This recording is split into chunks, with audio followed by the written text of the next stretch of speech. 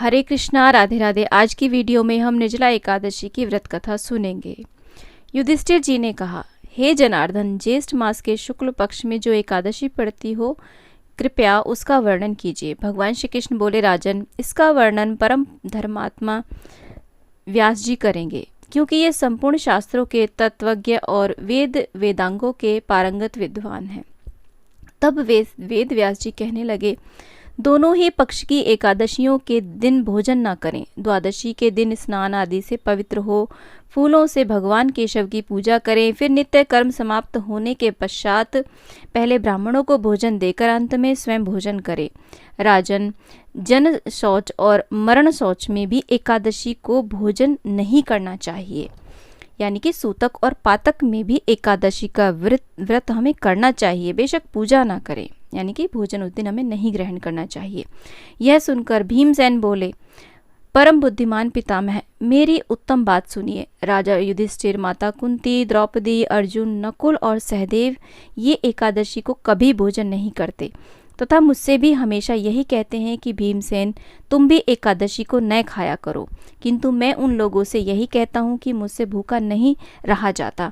भीमसेन की बात सुनकर व्यास जी ने कहा, यदि तुम्हें स्वर्गलोक की प्राप्ति अभिष्ट है और नरक को दूषित समझते हो तो दोनों पक्षों की एकादशी के दिन भोजन नहीं करना।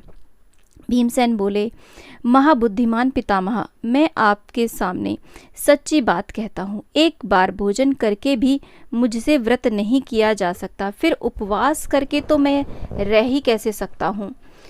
मेरे उदर में व्रक नाम की अग्नि सदा प्रज्वलित रहती है, अतः जब मैं बहुत अधिक खाता हूँ तभी यह शांत होती है। इसलिए महामुने, मैं वर्ष भर में केवल एक ही उपवास कर सकता हूँ, जिससे स्वर्ग की प्राप्ति सुलभ हो तथा जिसके करने से मैं कल्याण का भागी हो सकूं।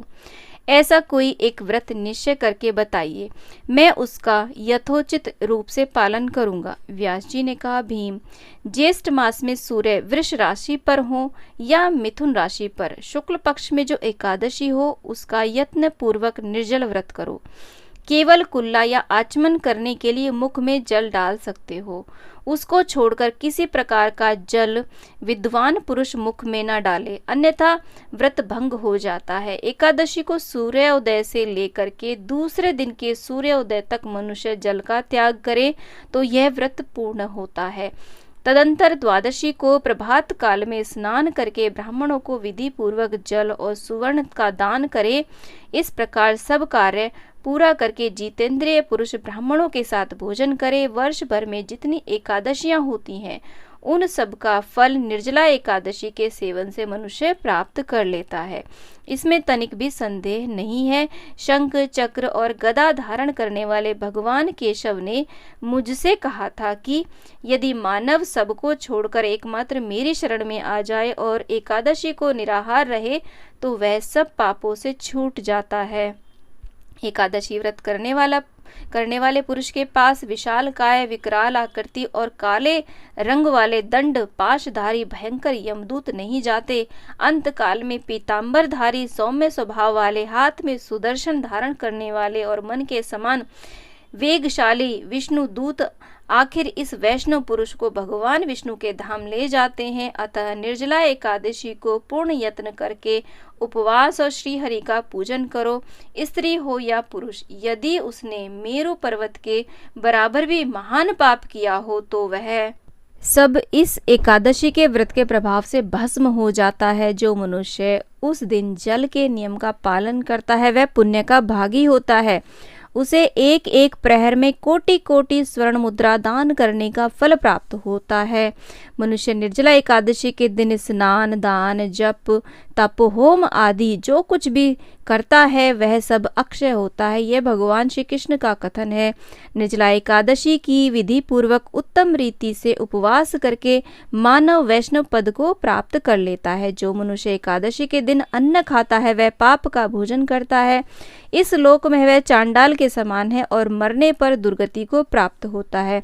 जो ज्येष्ठ के शुक्ल पक्ष में एकादशी को उपवास करके दान करेंगे वे परम पद को प्राप्त होंगे। जिन्होंने एकादशी को उपवास किया है वे ब्रह्म हत्यारे, शराबी, चोर तथा दुर्द्रोही होने पर भी सब पातकों से मुक्त हो जाते हैं।